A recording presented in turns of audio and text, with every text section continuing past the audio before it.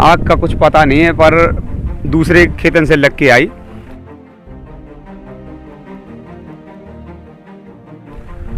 और 1 हेक्टेयर से ऊपर यानी 3 एकड़ के आसपास लगी फसल थी।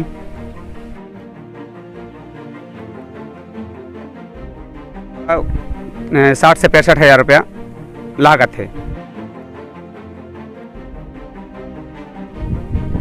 और निकलने की अवगत रहता है इसका, जैसे अभी के अगर 70 क्विंटल निकलता तो वही 140 150 के आसपास।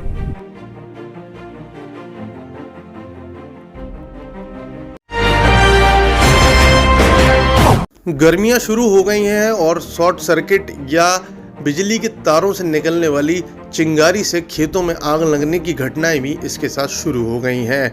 बीते वर्षों में जो नज़ारे थे वो फिर से देखने को मिल रहे हैं। ऐसी ही एक घटना में छतरपुर से सटई रोड की ओर पड़ने वाले गांव रामगढ़ के खेत में आग लग गई।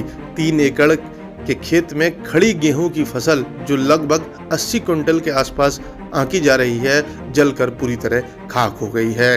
किसानों और गांव वालों ने मिलकर किसी तरह आग बुझाने की कोशिश की, क्योंकि फायर वाहन को पहुंचने में 1 घंटे से ज़्यादा का समय लग गया। लेकिन जब तक फायर वाहन पहुंचा तब तक मामला साफ हो चुका था, यानी चिड़िया खेत चुक चुकी थी और पूरे के पूरे खेत से आग की वजह से पूरी फसल जल चुकी थी।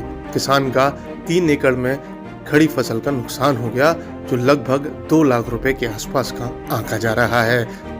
अपनी खून पसीने से खड़ी की फसल को खुद अपने सामने जलता देख किसान कुछ नहीं कर पाए।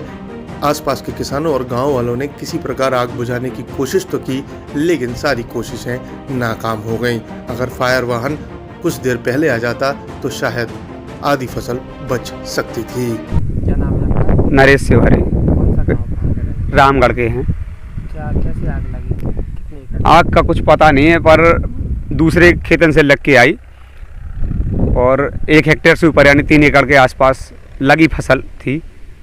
अभी मैं कटने में थोड़ी गीलापन था, इसलिए कटवाई नहीं थी, क्योंकि तो 2-3 दिन में अगर सूख जाएगा तो कटवाएंगे।